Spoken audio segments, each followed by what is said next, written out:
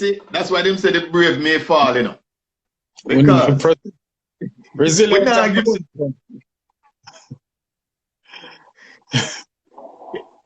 You know, I need to find out exactly what Rosanny field of engagement is, because she must have KC connection, because right through the up and down she has been with me. So I have to find out her role, and then I have to bring her to Money Matters one of these Mondays, because that's what she's a very important lady, I can tell you that. Well, I will say persistence will get you over the line. Absolutely. Because I was so encouraged to stay on to get you back, because Rosanny kept appearing each time I tried. I try one phone, I try two phone, I try three phone, I try everything. And it keeps saying, poor connection, poor connection, poor connection. Yes, that's what it is. Yes, Rosanny. So I appreciate you staying, because I said, all Money Matters do it. If at the end of a night, we have one person that benefit from our takeaway, we are happy. Yes, man.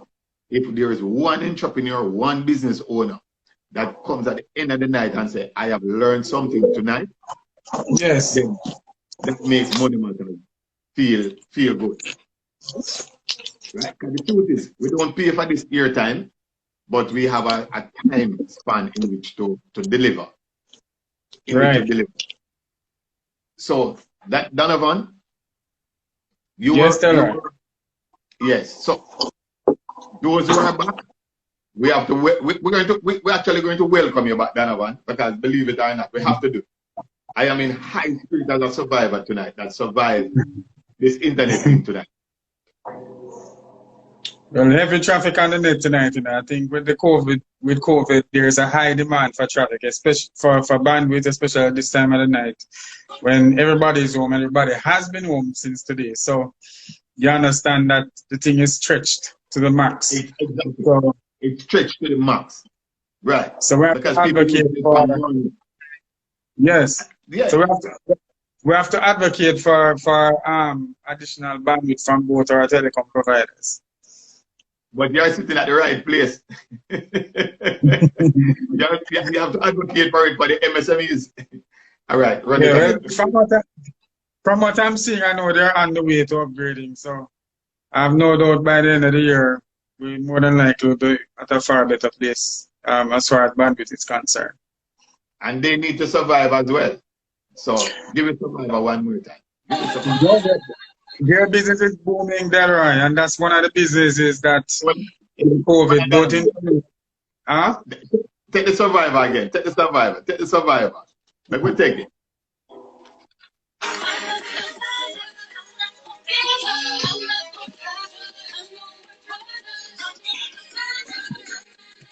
Yeah. All right. All right. Thanks. Yes. Donovan, yes, sir. There are different sectors of the economy that are going to take off, you know. And we believe that micro lending right now going to be one of those, because in order for the growth to take place, funding have to be funded through somewhere and to people. Right? Yes, it has to be.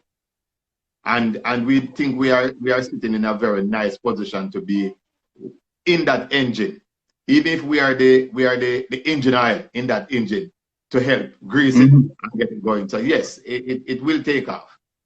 And with the DBJ, level of money that they have to put out there for small businesses, they have to find conduits like ourselves to help them to get it out.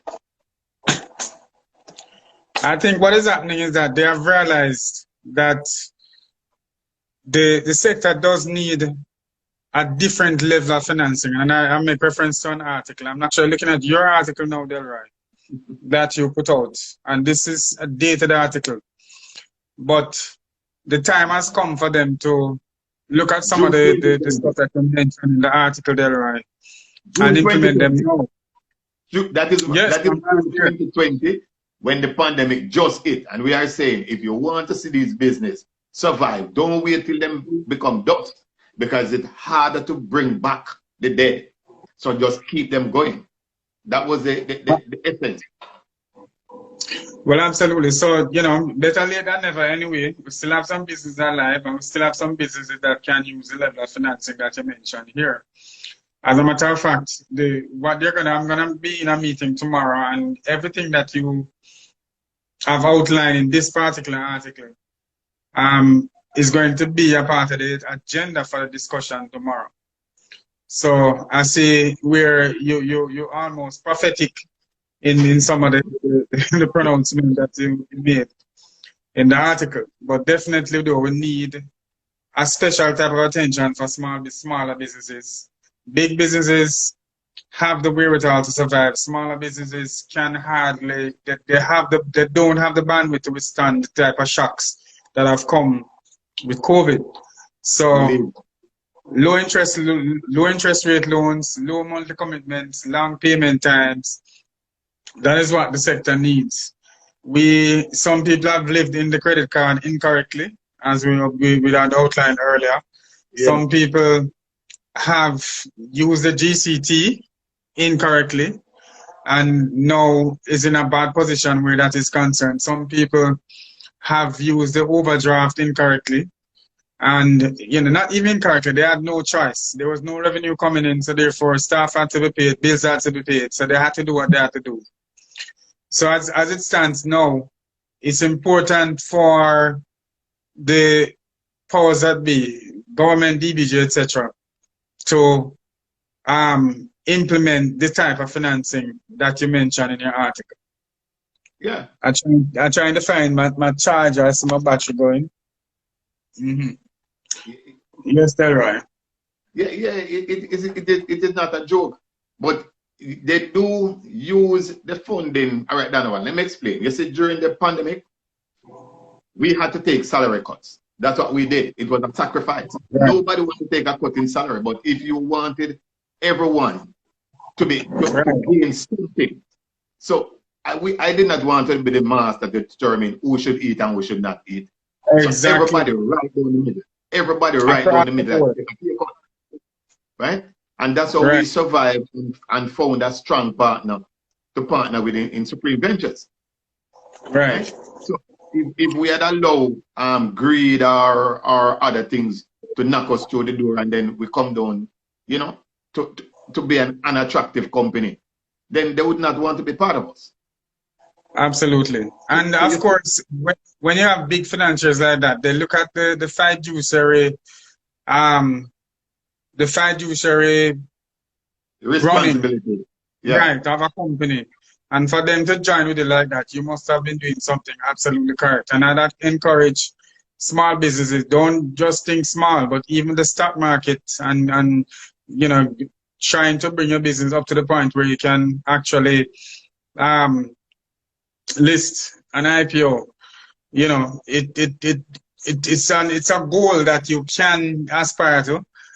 It does bring your business up to the point where, you know, other people give your business the respect that it needs. When you're listed on the stock market, you have to be running a type of business that can stand up to serious scrutiny.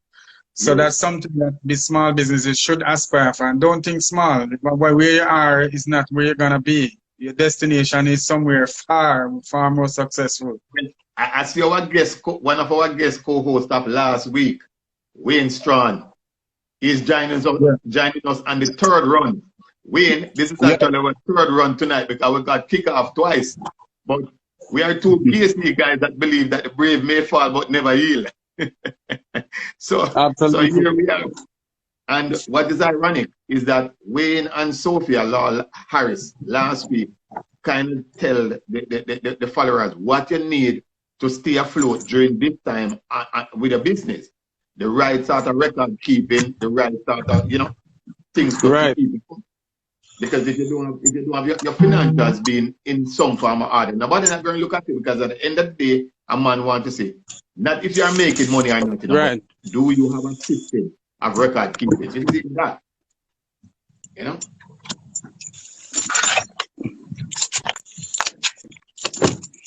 Yeah, what say that again from Delroy?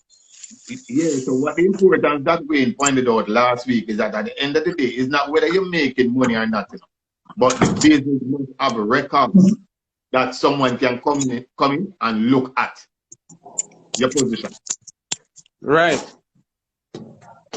I just went and got some juice. Yeah.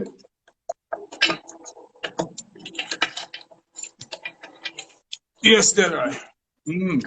So one of the most important things that happened over the past couple of days with the whole observation of small businesses and how they are run as companies. One of the glaring observation that came out was a lot of the businesses weren't running as proper businesses. So the banks, sometimes I think they use it as an excuse to exclude some businesses, but said, okay, we need businesses that are running a particular way to give them the opportunity for, for us to be able to lend them money. So a lot of initiatives were started to build the internal capacity of businesses. Yes. To bring them up to speed, to have them keeping proper records, and even some of the measures by the banks were relaxed to allow these businesses to take up the opportunities of getting loans. And it's something that is ongoing. And I think we have learned a lot as far as, data on the sector is concerned over the past 24 to 36 months. And we're reaping the fruits of that now. I think everybody who is in business right now is looking, well, most people, like my business especially, looking towards getting your business up to that standard where you can list on the Junior Stock Exchange. And if you listen to Minister Ardeshaw, even from time immemorial, he's talking about the nano stock exchange where micro businesses can list.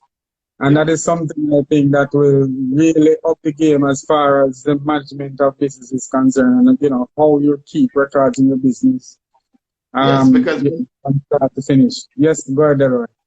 When an investor going to put on their money, the thing about it is not is that they're throwing it away. They want to say, how am I going to get back my money and more on my money?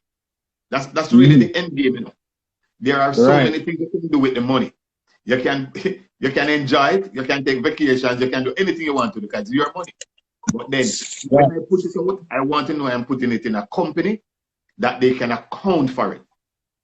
Exactly. So Rosanny, you're trying not to undervalue your business, and it will not be undervalued as long as you have systems in place to account for it. Yes. It will never be undervalued. I can assure you of that. Because you will show receipts that you paid $100,000 for something. You will say you have been paying $2 to get salaries done. So you will have the things in place that the auditors can audit. Right. So record keeping is very vital to the valuation of a business. Right? Show me the money, show me the sales. Right?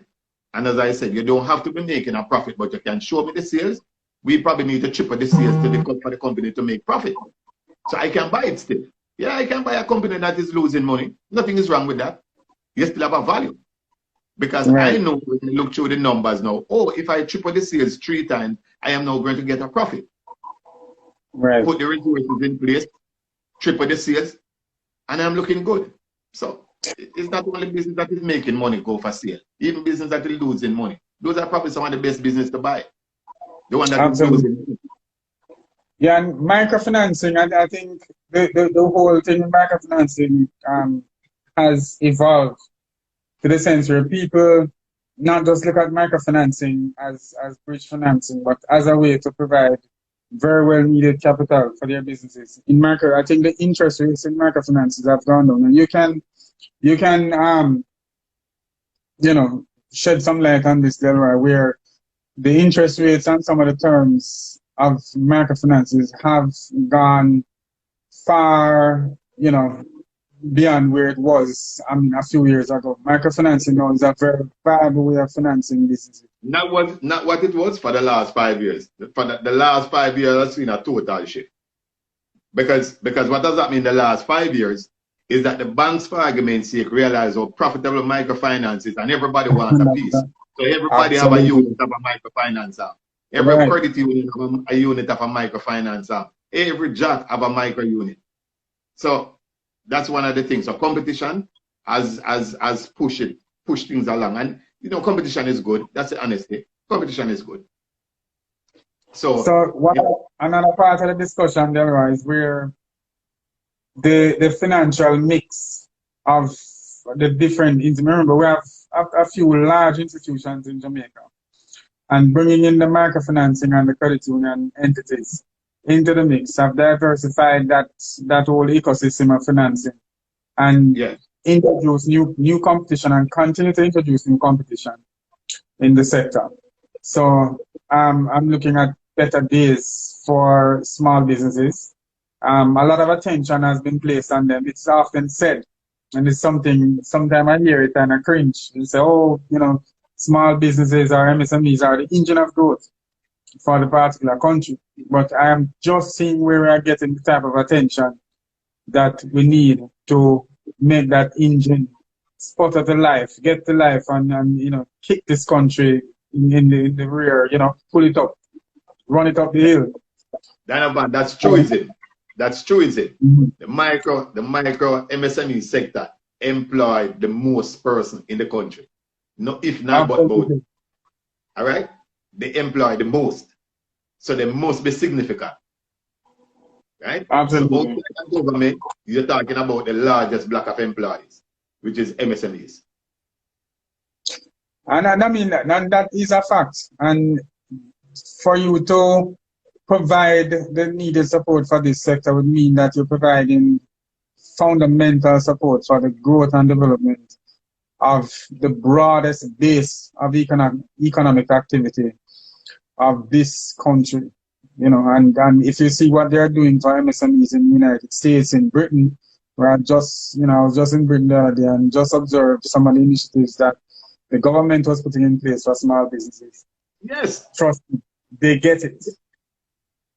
So look here, I was so inspired when the COVID hit to say, hey, this is a perfect opportunity for the MSMEs that provide all these employment to stay afloat and don't become ashes. And that's the reason for that article from way back then. Because that was the only way, or I see at least probably a 40% of them will survive. Because no matter what, even good times, some business going to go north. Out, some south. Can I run from that? Right? Absolutely. So we cannot stop business going south. Can't. Some going to go north, some going to go south. And when the pandemic hit, they said, okay, if 30% of the business them drop out, you have 70% to carry on because people have to retool and come again. It's just a natural thing. But when you have 80% that will drop out and I try to work with 20, that mix not going to work. That mix going to bring chaos. It's going to bring separation. It's going to bring everything anarchic about it. And that was it.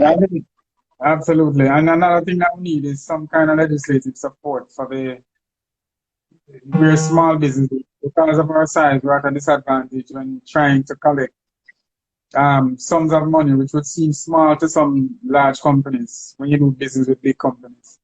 But when you try to collect from some of these companies, it's a bit difficult.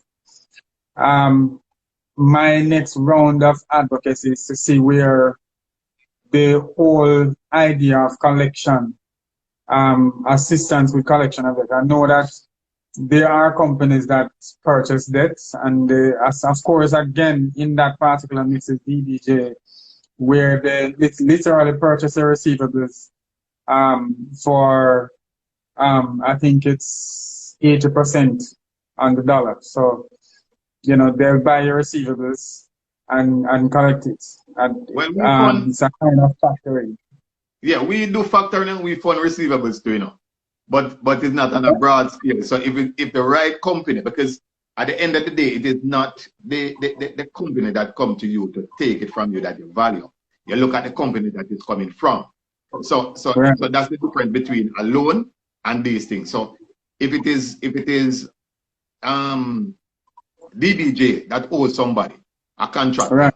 then it is an easy touch because I already know the reputation of DBJ, right? Right. So I'm going to go in it. I might do 80 in the dollar, I might do 75 in the dollar. But the fact is, we currently do those things as Makela Financial. Okay. So we do many things that the public don't know about, right? So Well, whether it is that's a good thing, though, there. I didn't know. I really did not know that you guys did that. The yeah, whole pardon me? we just quiet. That's all. That's all. Now, that's something I think needs to make a lot more noise about. It's something, you know, small businesses in general have $200,000, $300,000. Might seem like small monies to a large company, but sometimes these sums, if you multiply them by 5, 6, 7 people owing that money, is significant in the life of a small business. So that's something that probably you could elaborate a little bit more, probably another program. But it's actually very good.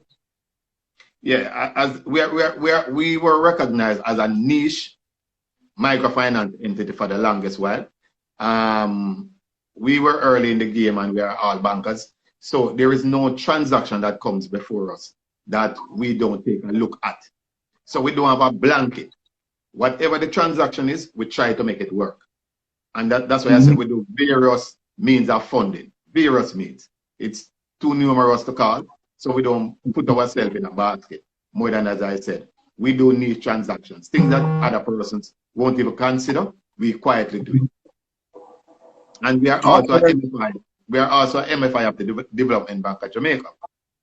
And well, that is good. With the new program that they're announcing, I think I sent you the correspondence earlier today. So that's probably something that you could probably another time elaborate on, where you get the 800,000 for technology refresh, 10 million, and that is proposed for capital support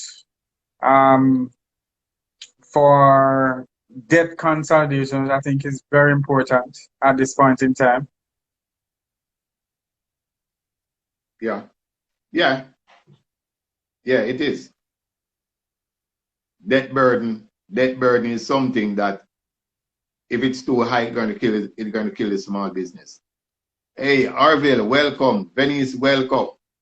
I can tell you that we have internet issues tonight, but we analyze it to say because most persons are home under the lockdown, then that's the reason. So, see here, I tell you, the president jump off again. So Donovan is the president of the MSME, and he is the lobbyist, right? He's the lobbyist. He's an entrepreneur as well, run his own business. And we were trying to see how best we can assist the entrepreneurs to do other things, what they can do, how they will get out of it, and even the level of funding that the Development Bank of Jamaica has announced for MSMEs. And we have been lobbying this for a while to say that MSMEs, they are the backbone. Yeah, man. As a matter of fact, Carry Fitwear, Posh, Venice, they are on tonight. And I am telling you, they are small businesses and they are right in the space of what the MSMEs are all about. Right? That's what they are about. These entities might have 2, 3 employees, and they are the one that generate the wealth and reduce unemployment in this country. So that was what we were to look on tonight.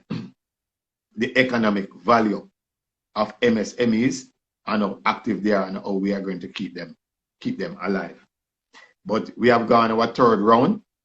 So Rosanny, I will definitely we have to link, and we will take you. Donovan, let me know that you have an entrepreneur.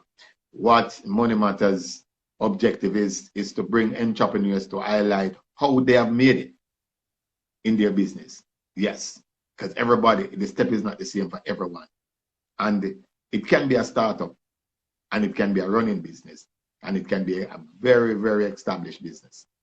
But we take every single entrepreneurs and those that just want to start business to the platform, because there is something to